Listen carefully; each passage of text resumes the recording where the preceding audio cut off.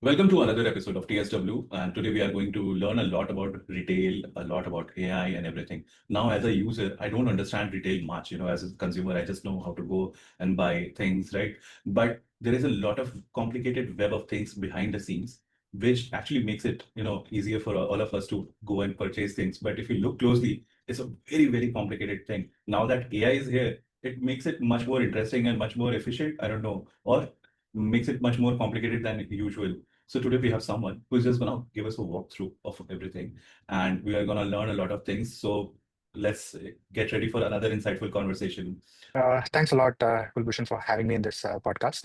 Wonderful to be here. I'll start with a little bit of background about me, and then move into Find and when we started Find back in 2012. Uh, so starting up was something that I always wanted to do. Even when I was in school, I discovered that you could actually earn money by designing logos and stuff. So I used to participate in this design contests that used to be organized in this website called sitepoint.com.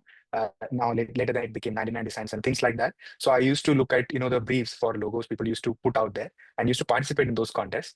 And I think when I was around 17 or so, I won a contest also. It was the logo design and branding for a company called FoodCube Australia. And that time the prize money was around $400 Australian dollars. And that was like a huge amount for someone 17 in India at that point of time, right? So, and then I won the contest. How do I take this money in? I don't have a bank account. There is no official registered business and things like that. And obviously I took that in my father's bank account. So, and that sort of became a spark. I realized that, oh, okay, I can do this now. Can I build a big business out of this? Can I actually start a design agency or a design studio? So I started something called Logo Ramen at that point of time, focusing specifically on branding, because I think even in design, right, branding or getting a logo design is one of the most challenging exercise, because you really get this small, 100 pixel by 100 pixel image to represent a whole company, what a company does, what a business does. So I found it to be very, sort of like more of a problem solving than anything else. So I started with that, and then obviously after my engineering, like everyone in India at that point of time used to do engineering, so I also did engineering. So post that, uh, I really wanted to figure out a career in design more than anything else. So while I got placed in Infosys, I never wanted to become a software engineer per se. So after a few months of training and all, I left Infosys. Then I joined a company in Mumbai called pagalguy.com. It's almost like the OG, what you could say, edtech company in India at that point of time. So I started as a graphic designer there and slowly learned a little bit more about UI design. And then sort of slowly morphed into a product designer. And at that point of time, mobile apps and all were not a thing. This is, you're talking about 2010, right? iPhone and all became much popular much later, right? So, so I started out as this web designer. Then after 2 years of doing that, I thought, I learned a lot, I know a lot, but none of this is sort of this knowledge I felt was not very structured because I lacked the formal training. So I decided, why don't I just go ahead and do a master's in design? So the options were, obviously there are a lot of good schools in US, like Rhode Island School of Design and things like that, that I wanted to apply to, but the fees were essentially prohibitive at that point of time to afford that. So in India, the options were NID, IDC, and all. So I joined IDC. So I did my master's in interaction design in IDC. Started in 2012. Right at that time, I actually met my co-founders. They were actually IT Bombay alums. So we sort of discovered, through Behance, which is actually a portfolio website where most designers put up their portfolios, right? So then I had a chat with my co-founders, Harsh and Farooq, during that time, and we had a few ideas that we wanted to work on. Uh, uh, you know, uh, Fortunately, at that point of time, I was working on a project that was related to shopping as part of my masters. So the idea of what Find wanted to do at that point of time, the company was not even known as Find at that time. It was called ShopSense. This is still the name of the company. So ShopSense, essentially, the whole premise was that when we looked at somebody shopping in a store, right? That experience has not changed in decades. Ever since malls came into picture, ever since there was shopping, buying and selling happening, right, in stores, that experience has pretty much remained the same. Somebody walks into a store, there are a lot of products, you ask some questions, you choose something, you try it out, and then you like it, you purchase and walk out. So we sort of wanted to revolutionize that experience. We decided, there's so much technology that is happening. There is touch screens, there is mobile phones, there is shopping, sitting at home through a mobile app. What can we do to make this experience more enjoyable for someone walking into a store? So the whole sort of initial thesis of ShopSense or Find was that. From there to what we are right now in 2025, I don't think the vision has changed. It has just expanded. Over the years, we realized that uh, our sort of end customer or our customer is actually the retailer or the brand who's actually looking to adopt technology into their end-to-end, processes, right from manufacturing of products to delivering that product to a customer's home. So we slowly expanded over the years, over the last 12, 13 years. We started picking problems one by one and solving them for retailer. Started with in-house. Then we did the B2C play, which is the FYND app that we used to have, which was essentially that we have all the inventory information of a brand that is on our platform. Can we enable someone sitting in a tier 2 or a tier 3 town in India to shop from a brand store based in Mumbai or Delhi? So that was the whole idea behind us going, B2C.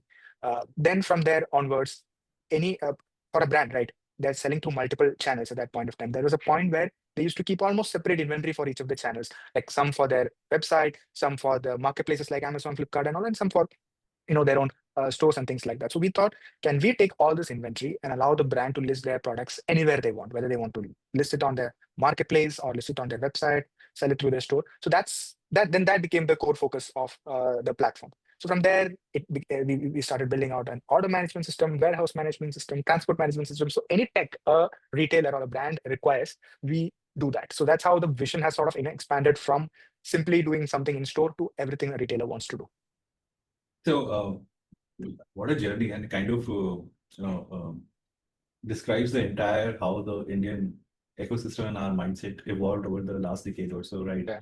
We all were at some time aspirants for engineers and doing something while because there were not very little options. Say, for instance, you started with logo designing, right? As simple as that, right? But you had to do engineering, you had to go like this, and kind of it resonates with me because I had a very similar, but not really couldn't like really uh, do that well because I chose journalism. While you were mentioning about those early days of UI and everything, so during that phase when you were during that early 2000s, or late 2000s, I was also part of I used to work as a content writer for different these companies, and I realized that I used to write a lot of content for them like UI and UX and everything, and I used to remember like how these guys developers used to have come up with different sites of building websites, right? Some hand images or some flash based image websites used to exist, right? If you remember. So I just wanted to like ask you about like that particular phase of website development and when you were doing designing and everything. Do you see that the how has it changed? Like people still create websites, right?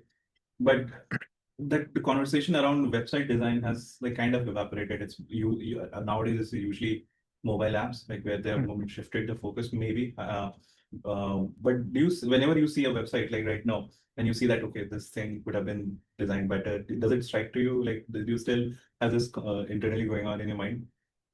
Yes, absolutely. I think what has happened, right, when back in 2000s and all, the tools, both the tools that are used to create websites and how they were served, right? And we did not have broadband connections, at least in India at that point of time. We were all on dial-up and things like that, right? So I feel the tools have evolved a lot from in 2000 to what it is right now. And also the skill set that is required. Like anyone in web design and all at that point of time, I'm sure 80-90% people would have started with graphic design. So their tools of choice were, Photoshop, even UIs, right? The web designs were actually done in Photoshop with just massive, files with multiple layers on it and all, right? And compared to that now, if you look at tools like Figma or any other web design tools that are in play, right? They and even actually to be very honest, the design languages also have changed, evolved drastically. You Mhm. remember the first version of iOS used to be this skeuomorphic design where all the buttons were glossy leather texture and things like that, and you need to have like a very immaculate taste in graphic design also to design those UIs. But I think when iOS changed the whole design language to a much more simpler version, uh, the skill sets basically required to become a UI designer drastically changed. So these days, when I look at it, right, and even these days when I look at a website, unfortunately, I think I've moved on a little bit away from just being a designer to more of a business person. And you tend to optimize things like the page speed scores and all those other metrics because that's when the conversions happen. You have to ensure somebody lands on your website. The first content is loaded really fast so that they can see stuff, they can transact on your website. So I think my sort of uh, there is this one struggle that keeps pulling me towards this design. Things need to be beautifully designed versus things need to be really functional. So that struggle is there as a business plus a design guy. I'm always in the middle balancing that struggle. But yeah, it's every wave that happens, right, in design or in Do the technology. pop-ups bother you a lot whenever you open a website and you see that, okay, there's a big pop-up on the website? Yeah, Like, honestly, right, all those have reduced from what it used to be, back in the dial-up days where these pop-ups used to, come up.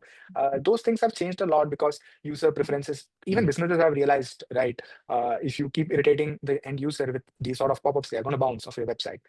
So I think that understanding has come up a lot right now. And like I was saying, evolving with times is also required, whether you're a designer, business person, technologist, or whatever you are, right? So right now, if you ask me, I like the sort of trend of design that is going on right now. Slightly minimal, very up to the point, really functional. That keeps both the businesses or the growth owners happy, as well as the designers also happy. did you see the Apple's new glass design? Like, did you like Yeah. it? So I think the initial beta versions that were launched, they were not really good.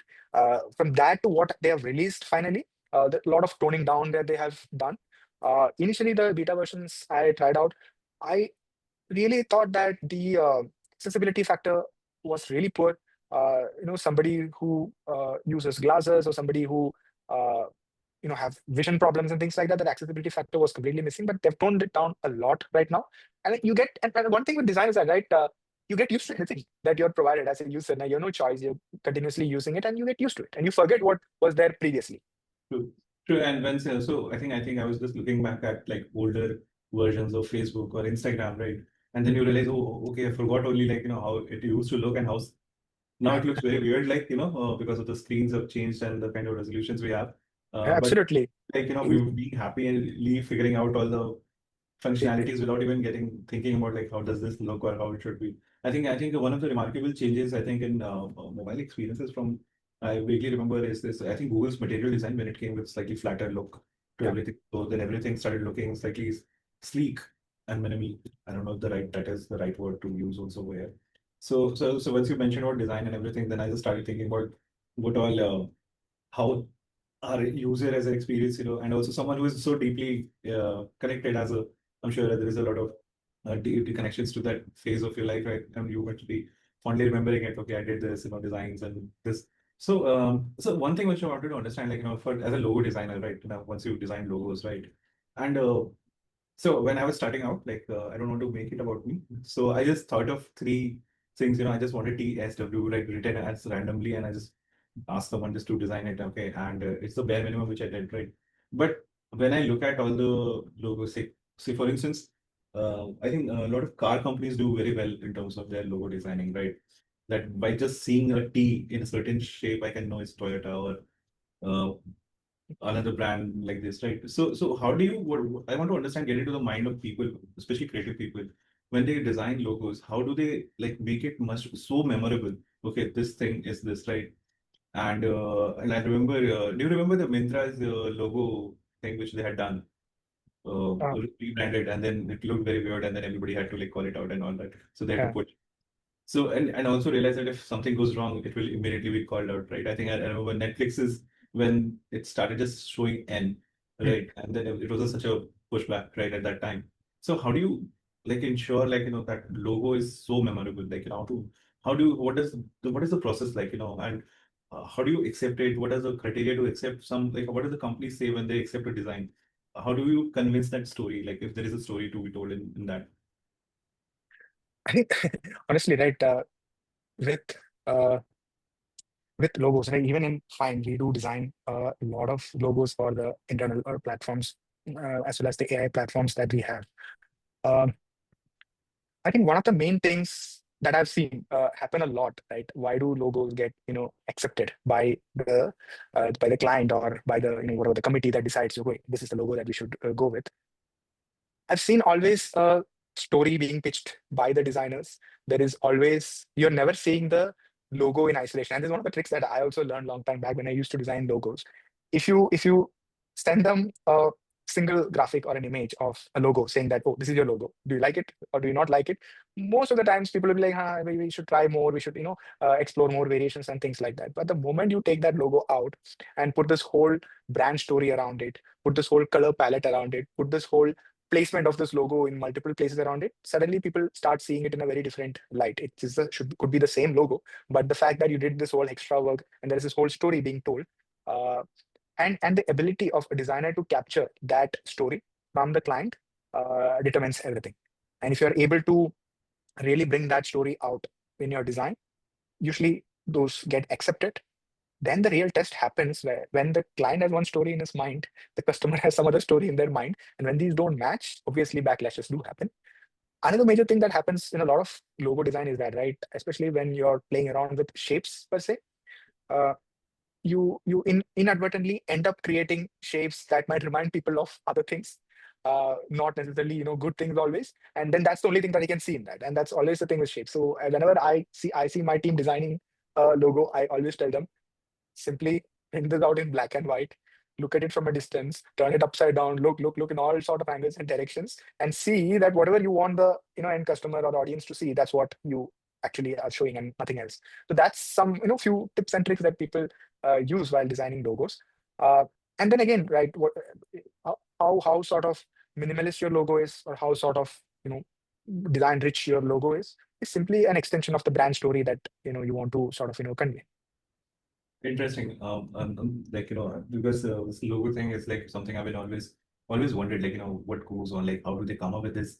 When something goes, like, it resonates, like, especially when I mentioned about car companies or something like that.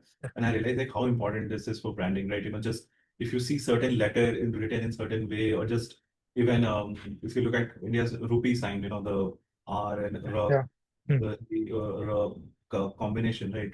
So it just instantly, like, if you see dollar, then you instantly remember, like, all these things, right? Yeah. So these things have, like, been, I think, I'm sure, like, there's a history to it. Just to add, like, stretch this conversation a little bit, still have people writing, hand design, by drawing by hand all these logos, or they are using softwares, or just asking, hey, ChatGPT, give me 20 logos. Is that happening nowadays? Like, is it Mm, that easy?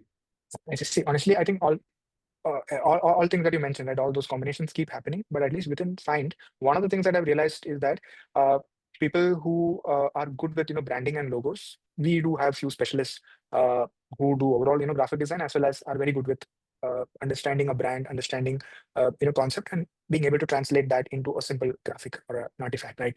So those people are very few. In a 100 people design team, probably we have 3 or 4 people who are really good at that. Uh, and their processes also I see vary a lot. I keep pushing teams, start with a sketch, draw it on a piece of paper, and show it to me. A lot of people do that as a starting point, and then they go to design tools. So in my process, earlier one point of time used to be a lot of sketching, very unstructured on a piece of paper. At a notebook I used to have, it used to be like probably 100 variations in a single page. I'm not drawing anything to scale. I'm just trying to get that structure or those lines or the angles right in my sketch itself before I say, oh, this shape looks nice. And a lot of the cases when then you essentially take a photograph or scan that image and then try to digitize the same shape on an Illustrator, or these days people also use Figma for this, but my tool of choice used to be CorelDRAW and Illustrator. So when you digitize that, you realize, oh, something is missing here. Then probably you go back to the drawing board again. You sort of refine till you end up with a shape that you like. So I also see. I don't think any designer probably worth their salt is asking ChatGPT or a Nano Banana for designing a logo. They're probably asking for inspiration.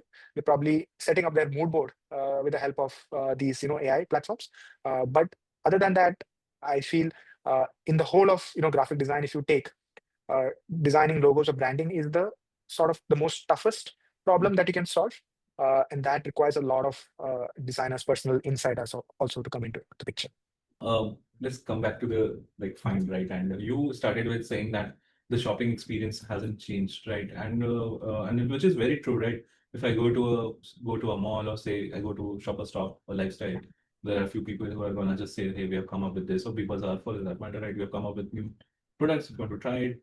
Perfumes or testers are there. Like, if I like it, then I just purchase it, right?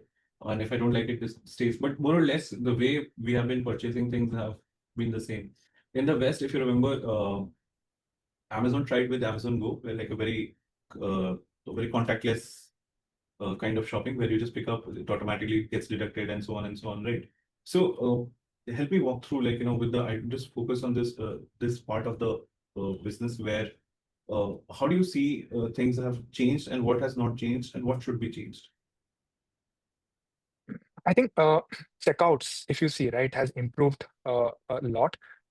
If you let's say walk into a Tesco outside, India, even a Decathlon in India, right? Self-checkout has really become a thing. You put on products on the uh, scanner, it scans, your card is added, you click, tap, pay, and walk out of the store, right? This and especially when you go to markets outside India, like a US, UK, and all, where labor is not very cheap, their self checkout has taken off to a different level only. In India, obviously, labor is still cheap.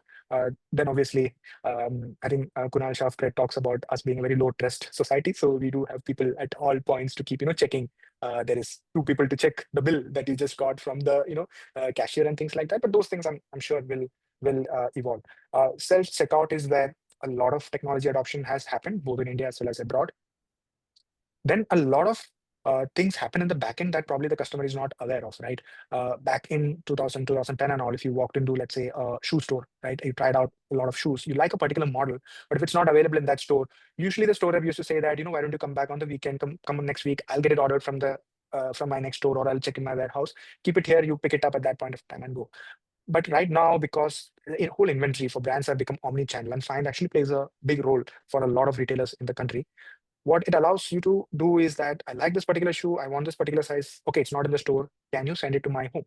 Yes, we can. And because you have an endless aisle solution right in the store rep's hand, right? It is on your mobile phone, it is on the it is on the store rep's mobile phones, it's on a tablet, it's even on their point of sale system. So those sort of moments have become sort of really fast. So those technology adoption has happened a lot. What has not changed significantly, and this is something that we also set out to do initially with ShopSense Match, is the purchase journey. That has not seen a lot of significant tech adoption. Uh, we at Find do have a lot of products that can actually significantly change the purchase experience of a customer. So, for instance, we have this platform called Glam. uh, it has a complete AI skin analysis, a virtual try-on suite. So let's say if you walk into a beauty kiosk in a shopper's stop, it could simply be a mirror placed on the kiosk where the user can see their face, do a quick skin analysis, and then get products that are recommended by the AI based on your skin type, skin age, and things like that. And of course, your goals that you have set. And trying out these products, like beauty products. How do you see, if you see people try it out, right? You're trying it on your hand to see the shades that are there, because nobody wants to put the tested piece on their mouth. So and you're putting it on your hand and then applying and things like that. Whereas this our virtual try on allows you to see exactly how that shade looks on your face, and whether you need to even take the additional task of trying it out on your lips. So these technology, it does exist at this point of time, but I think the purchasing journey is still dominated by store reps, because of course, us being a country where we do have labor available, right? People available to do all these things. So I've not seen a lot of adoption happening there. Versus when you walk into any store in US or UK and these countries, maybe just one person doing everything. The person will be running around the store, helping you try out stuff to actually billing you at the end of the day, right? So I think I would like to see a lot more of technology uh, adopted in the purchase journey within a store. Uh, the technology exists. It's a matter of the brands and the retailers also warming up to the idea that this can help you increase your sales, and it's not just something that will get in way of somebody going through the purchase flow in a store. Mhm. I think your observations about shopping is pretty accurate because see, I've gone to the Decathlon and I've seen, but as a consumer, like I'm also, I think at one more store, if I remember, but still a lot of people are not very, as a consumer, I can say that I'm not very sure if it is reading the right thing, if it should go and check it. And what happens is, even if you have an automated stuff that place kiosk, whatever, there's still a human person just trying to help you understand. Oh, sir, please, you need to put this in, put your card over here. And if you look at the as simple as like say mall parking, right? If you go there and you have to tap a card, it was supposed to be Hmm. seamless, right? But now at least with the fast tags, at least we know that okay, it's just scanning and deducting money from my fast tag, whatever. But still, there is one person who's gonna just there Yes. to assist you, right? So the consumer behavior hasn't, like, and as you said, you were rightly about the trust thing, right? Uh, but but if you think about it, I want to understand, like, what are the areas in shopping experience, and it could vary. Like, for instance, it's easier for, say, beauty products or clothes products to have a mirror where you have a try-ons and everything. But say if you're buying a large appliance, for instance, right, and you need a human being to just give you a walkthrough how it works or how does it work, right? And I see it on the e-commerce platforms where you could just have a AR version of it placed in a corner. You can see how will it look and right. But when it comes to offline play, there's a lot of human intervention that is required, right? Yeah. Maybe not so much with groceries, but when it comes to some sophisticated items where, as a consumer, I don't understand. For instance, if I have to buy furniture, I don't understand what is shisha, what is teak, sandalwood, or another different kinds of wood that is there, plywood and layer boards. So how, as a consumer, right? Like, I want to have a tech. How do you see this paradox of human intervention is also necessary? Trust deficit is there for sure, and still you want tech to exist in this thing. Yeah. So I think it's a very interesting point you brought up.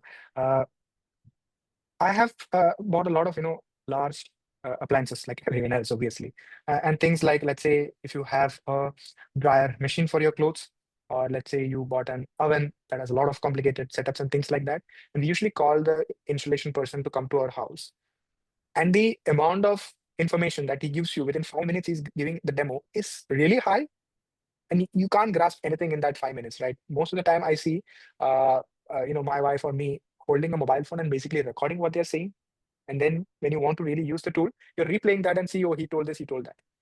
It is very equivalent to watching a YouTube video of somebody doing the same thing. It's not different at all. So while this human element, if it is simply limited to giving you information that you could anyways access through a video, uh, I don't think how much of a value add it is, especially if you again look at again it all goes back to having a person do that and the cost associated with that versus in a country, again going back to US, UK and all, employing a person to do that in such a market, because the costs are low here, we are okay doing that, and of course that is the behavior that we are used to, so it's just continuing as is, right? So again, coming back to this, right? Unless that person is doing more than just giving an information that you could ask ChatGPT or Google or watch a YouTube video with, the value add significantly starts dropping. Uh, Especially when people get more and more used to technology, people know that ChatGPT exists. You can ask anything, and with voice mode and things like that, it has become like you don't even have to type anything. You can just talk to it like you're talking to a human. So I think we will see a lot of those changes happening with more and more adoption of technology in the coming years. It is, I agree, the next is still not happened. It still continues to be the same. But I'm sure it's like we are now comfortable buying a lot of these products online as well, right? Things, hardware, or large electronic appliances where we used to go ask the sales guy hundreds of questions before we used to buy it. Now we're comfortable. We can see all sorts of reviews in YouTube and then go and click on a button on an Amazon or a Flipkart and get it delivered almost the same day. So I think those behavior will the customer behavior continuously evolves, and retailers and brands will respond to that evolution. Mm. So, say with your company, you kind of transitioned, you kind of evolved from doing one thing, then you added multiple layers to it, right?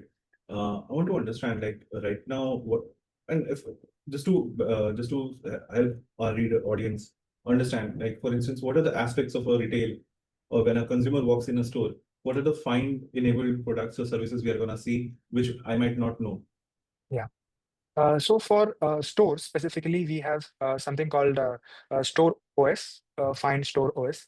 Uh, it started with something called an endless aisle solution, which is what I spoke about earlier, right? You walk into a store, product is not available, the customer rep has access to the endless aisle or the inventory across their multiple stores and warehouses, and can place an order on that device, and it'll get delivered to the customer's home. Now we have actually taken all that and condensed into something called a Store OS, which sits on your point of sale solution. So most of the times, if you walk into brands like Pan Project and all, they actually use our point of sale system, where the whole of billing that happens on Find Store OS. So that is one technology. So it actually every technology that the main technology that a retailer requires inside a store is the point of sale system. So you will see that technology being used a lot.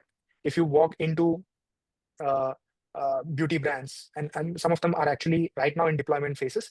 The Glam kiosk that I spoke about, that is happening. So you would, and that's actually start almost like a pre-purchase journey itself. You can start in the Glam kiosk till the completion of the purchasing. We do have something called FYND Kio, which is actually the kiosk solution. So we have actually deployed that even within our office, at the the canteen and all those places. So a customer, essentially the employees walk up to this kiosk and they can see what is available in the menu on that day. Tap tap tap, purchase. You have your phone. Tap to pay essentially, and then you're done. You're done the whole purchase journey. So that is another solution that you see a lot in our in stores.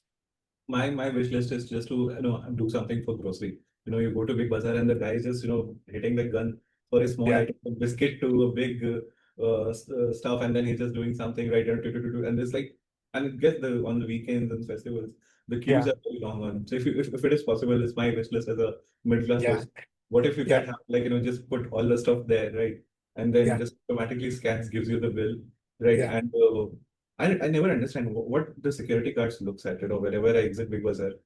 There is this guy who looks at the bill. I don't know what he looks at, and he just crosses it. I don't think he's not even gonna verify this thing, right? Yeah, But yeah. still, yeah. So these are probably remnants of old systems that were probably never updated to what has changed. Right now, the billing is happening on a kiosk. It's all digital. It's paid, and the guy is putting a seal, and he's just taking the paid mark, right? A paid seal on that this thing. Probably remnants of old systems that have not changed. In fact, even we sort of developed this device that sits on the trolley. It's more like a smart trolley. So whenever you put products on that trolley, it scans it immediately because these have barcodes and things like that. And at the end of, and when you take out some item, of course, it reduces it from your cart. And at the end of the shopping journey, your cart, the device shows you exactly what products are there and how much is the bill, and you can just pay it and go walk out of the store essentially. So this is something that we have developed. It's not deployed anywhere yet, but this technology I think that also would be so exists. great, if you just put it in a trolley, right? Yeah. But also then sometimes I see families putting their kids also. Yeah, obviously it won't scan. You can't put your No, kids but there. Yeah. jokes apart, but if something like this exists, it would be so useful for Yeah. common shoppers. Even if I go to a say lifestyle where we're buying shirts to we're trying to purchase or in bulk, and the auto check-in checkout system would be so good, especially for small ticket items from small biscuit, Yeah. tea bags, and all these things which we do, right? Yeah. And I think that would be such a great thing, big like. Yeah. I think it's just a balance that we need to find between uh, what humans actually do. Uh, if you ask me, are they comfortable, doing this whole self-checkout thing by themselves? Because this technology is also slightly fragile in terms that sometimes things might not scan, and then what do? You have to call a person, you have to ring a bell, call a person, then that person needs to go back and then get you a new item, or you need to go back. So when people are available, we tend to, uh, as a customer also, we tend to think, oh, the person is free. Why don't I just get it done through him? Why go and figure this new technology bit? But it will evolve. All these, the shopping journeys with technology that is available. As it becomes more accurate, things will evolve. Also, with the trolley thing which you're doing, please add one GPS, I'm sure, because I see a lot of people just take it to the parking lot and leave the like. Yeah, I've also done it a couple of times. yeah, yeah, I've yeah, taken it to the parking. I keep wondering how will they find it. These yeah, people will have to go and walk in, travel, figure out. Okay, we have counted 100 trolleys, but there are like yeah. 67 right now. Where are the other 30 trolleys? Right, So, so they just so go and just find it easily. even this, right? If you go into a Tesco and all in UK, right, they've solved these problems. So you get access to a trolley only if you put a coin. It's usually a pound or 2 pounds or something, to unlock the trolley from the system. And then once it's unlocked, you need your 2 pounds back. You essentially need to go back and put it back in that bag. Don't give such ideas, sir. Don't give such. They're already charging so much for the bag, even though they're charging for trolley usage also. I also want to understand now that a lot of products, there is a hybrid system. Like as you mentioned, if you say, for instance, I went to Uniqlo, for instance, I didn't get the kind of size or color I did not get, but it says that if you don't find it here, go on our app. You can order it from there because we are gonna have larger because you can order it from your from the app and it will be delivered to you in certain dates, right? So now that there is a hybrid setup of e-commerce and offline play, and do you see yourself like transitioning, have some sort of e-commerce focused as well solutions, or also double down on all these online only plays that are there? No, so that's exactly one of the points that I made earlier. We serve the retailer or the brand whatever technology that they want to adopt into their stack. It could be today, could be AI, could be quick commerce as a sort of category, could be their warehouse, anything, any technology that a retailer requires, we provide that. Mhm. For e-commerce has been something that has been going around now for 10, 15 years, right? So all our products naturally extend a brand's capability to serve in the e-commerce thing. Recently, we have also done mall commerce. So I don't know whether you've seen uh, the Nexus malls. They recently launched a Nexus 24/7 app. Essentially, a lot of the backend technology is actually powered by FYND. So, and we are also now getting into providing retail technology for quick service restaurants. That's another thing that we are entering into. Grocery is something that we have already been servicing. We all started with anyways with fashion and lifestyle category. So whether a brand wants to do quick commerce today, or whether they want to do e-commerce, whether they want to do their own storefront and a DTC, D2C play, we provide technology. And if they come and tell us, what's happening in AI, can you help us adopt more AI into our organization? We do help brands and retailers with that as well. Mhm. Uh, I want to understand like how much of your focus is on the tier two, smaller cities, smaller brands, brands also like mom and pop stores, for instance. So it could be, say, sales wise, it could be as good as some D2C company that is doing sales, but it's Yeah. just it's Agarwal Sweets, for instance, or some sweets corner. Mm, mm.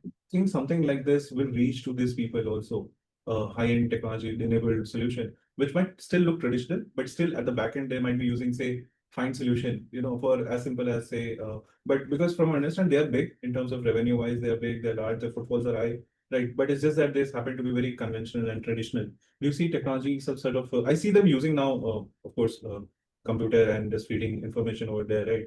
But do you think something better, high-end kind of technology enabled will come to the local Indian mom and pop stores? Yeah, yeah, absolutely. No, one of the main drivers of any new tech adoption that happens within a family or within this small, stores and things like that is the kids, right? When they become big, they want to help their, parents run their stores better, help them adopt more technology into the stores, and they're very tech savvy. The young generation, they actually grew up on mobile phones and internet and technology, so they're aware of what is available in the market. They're available of not just Indian solution providers, but what is available in US and the Western market as well. So, in fact, we do have a lot of these smaller stores, smaller brands using the Find Commerce stack. So, so what we have done with the platform is that we have made it so simple. We have made it very easy as a self-serve platform that any brand today can come up and use this platform. So yeah, we see a lot of adoption in tier two, tier three towns of Find Commerce platform. We do actually even started doing events that are more focused on these tier two, tier three towns to see what how we can help the brands that are based out of those tier two, tier three towns. Also, we do have this event called Retail Charcha and things like that, where we go into other parts of India that are not metro cities. Mhm. Interesting. And do you see any difference in terms of, say, someone who's opening a store in, say, in Mumbai or in Delhi? They are already very tech savvy. They're coming from some sort of affluence and also the peripheral understanding of technology, its importance, e-commerce, and all this. They are already knowing, they're seeing things, right? Absolutely right. With uh, access to internet and access to information, uh, everyone with internet, right? Whether you're sitting out of a tier two or tier three town or in a metro city, you have almost access to the same information with internet. So people are aware, people are educated, and the same people also travel to not just metro cities within India. Some of them travel outside also. They see what technology retailers outside also have adopted, and they want to do the same in their hometowns. And that people also realize that it gives them a massive advantage in business as well. So I absolutely believe that in terms of tech adoption, it's at par with metro cities. It's just a factor of the size of the market. Probably that's why they're smaller. But you'll be surprised the kind of the sales and revenues that some of these smaller stores in tier two and tier three towns also does in India. Interesting. See, no conversation is complete today without mentioning AI, even though we didn't mention earlier AI at length, right? But still, we had to, like, there's nothing, it's so difficult not to escape this. Yeah. And I understand AI in certain aspects, like at least in my domain, I see a lot of things. And also I've spoken to a lot of founders earlier, right? And who have given me, okay, this is how AI is impacting our part of say, domain, for instance, edtech or other kind of services. But in retail, where what part of AI is actually making things better and how's it impacting? And also as a consumer, what how will I see that the drastic improvement or changes? Okay, this is because the AI has come in. This is why this thing is now making things better or faster or more efficient. Hmm. I think a couple of things uh, probably will change a lot because of AI. One is, very personalized shopping journeys for users. Right now, if you go into any shopping app, right, what you see, what I see, other than the products changing a little bit, the journeys are fairly similar. But with the help of AI, can I actually design a purchase flow that is more suited for Kulbhushan's shopping behavior versus my shopping behavior? There are all sorts of shoppers, right? People who love to explore, or people who directly go to search, type what they want, buy, and get it over with. People who use the hamburger menu, figure out the categories and things like that, and go deeper and then search. So all and across categories also, the way you and I shop for groceries versus fashion product versus beauty products is all very different. So across categories, uh, across shoppers, can that shopping journey get more personalized? Even user interfaces, for that matter, right? There's a lot of talk about generative UI. Like there is no specific form or shape to a shopping app at this point of time. As the user's journey evolves, can I surface create the UI to support that shopping journey? So that I think would be a big sort of unlock for commerce in general. Inside stores, the age-old problems of finding something that fits you, finding something that you look good in. Can I use AI to do that? Can I figure out my sizing based on the products that are there in a brand? And that also changes, right? The same size across brands itself feels different when you're trying it out. So with AI, can I make that? Uh, can I make that fitting or the sizing journey for the customer easier? Then virtual try-on is something that has been going around for a long period of time. A lot of startups have attempted that problem. But if you look at image models and all that have come out very recently, including your Nano Banana, uh, Sea Dream, and things like that, can I provide a better sort of a try-on experience for the customer that uh, uh, which allows the user or the shopper to see more products before they actually try it out or before they decide to purchase?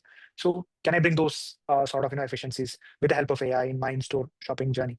These are problems currently, I believe, not solved yet, and would be a major unlock for business as well as for the customer experience if we are able to crack that with AI. I think one of the things is like with AI, generative AI especially consumer facing, is that I can ask very contextual question, like say, hey, I have a Diwali party. These are my sizes. I'm looking to buy ethnic wear in these colors or something like this in print, and guide me where do I go and buy it, or can they deliver it? So at some point, I'm sure it will be able to locate the store as well. It could tell like, okay, this is where it can go. However, for so now where I want to understand, with a lot of interaction is going to happen within the say the AI itself. For instance, recently, there is this pilot test between the Razorpay and OpenAI. They are coming up with like you can just order stuff from Big Basket from the ChatGPT and also use money from UPI. So now the interface where, say, for instance, the interface was with FYND, for instance, right? As I move towards that kind of shopping experience, I will not ever be like find and consume your brand or whatever any other. So I might not even go to Amazon or Flipkart for that matter, right? Or even Zepto, Blinkit. At some point, I'm just gonna do the shopping from this window itself, right? So do you see this as a more of a again creating a possibility of again more of a challenge or like an opportunity, or do you think there's something in between which I'm not able to yet figure out or we haven't seen yet? So again, right, going back to the fact that uh, find we are a retail technology company. We provide technology to the retailer or the brand. They want to list their products on ChatGPT. They want to enable that shopping experience. We have already built those pipelines for a brand or a retailer to do that. So every time that transaction happens, it goes through the pipes that we have built. So we are extracting value out of that. The brand is getting some value out of that. Everyone wins in that sort of a model. we are not running a marketplace. We are not running any end-to-end marketplaces. So we think of ourselves as the retail tech platform.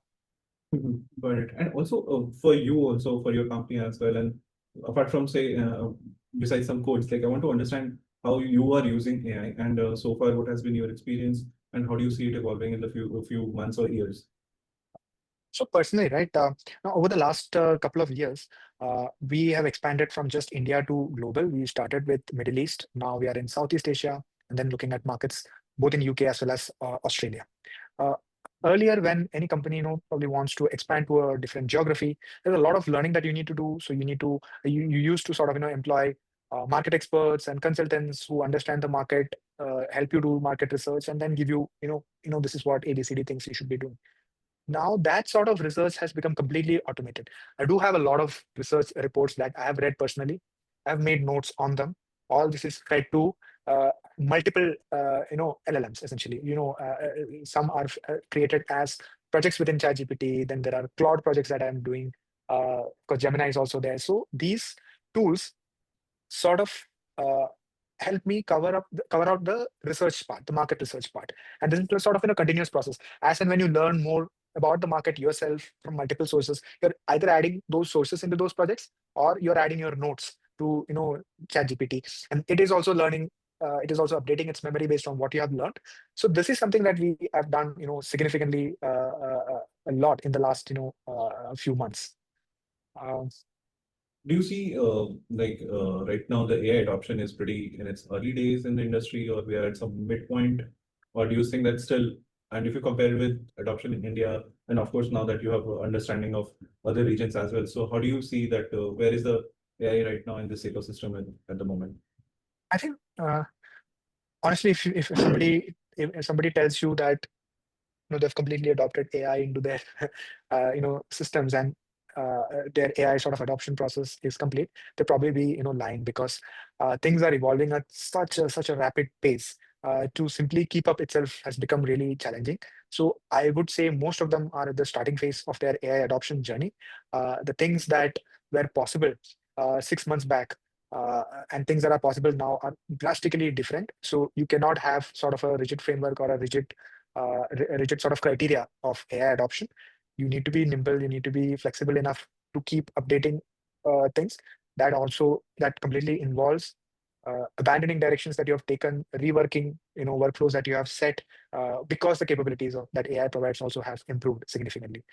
So I believe everyone is in the early stages. Even the people or the companies who are building these platforms, these AI platforms themselves are in the initial stages. So That's what I feel.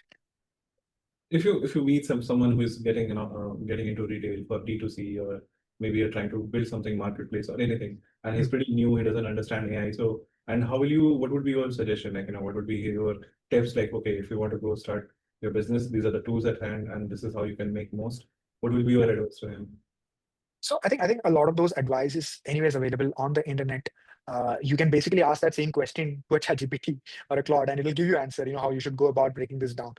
What I tell people, uh, essentially, right, not just with AI, with any other technology, right? You are a business going to serve a customer. So always think about the customer benefit first, and then think backwards to the technology stack that will help you provide that benefit to the customer. And that's not going to change. Whether today it's AI, yesterday it was something else, tomorrow it'll be some other technology, right? But if you get this basic right as a business owner, you can never go wrong, I feel. Also, do you think that and like last thing which I want to know, like, and I ask everybody like this question is that about with deeper AI integration, there will be a lot of job losses at least, right? So do you see there will be like a huge impact on the job market? Say, for instance, you are building your own backend solutions, right? Now you with AI, you could be writing those codes or probably deploying and testing and QAs and maybe bug fixing are happening at a much faster rate, but now it's being done by say 3 people, 4 people, 5 people, as compared to the 3x of the number of people you were using. So do you think there will be a lot of impact on jobs at the moment? Uh, I don't think the number of jobs would go down drastically because the nature of jobs will change a lot. So if you used to do one, two, three, let's say, checklist of things in a particular job role, And if that is something that can be easily automated with AI, that job probably won't exist. But the person obviously can upskill and do different things from what they were doing earlier, and will obviously create a lot more newer jobs that were doing that will be doing things that are completely things that people don't do these days. If you look at any wave of tech adoption, the same thing used to happen, right? When computers used to come, people used to think, oh, these jobs will disappear, these jobs will go away. I don't think uh, uh, the number of jobs, it might temporarily go down for a bit, but new jobs will be created with completely new, different job descriptions. So I think as long as you as an individual has this mindset of continuously learning new things, exploring new things, that curiosity bit, right, you'll be fine. Uh, there will always be more jobs to do.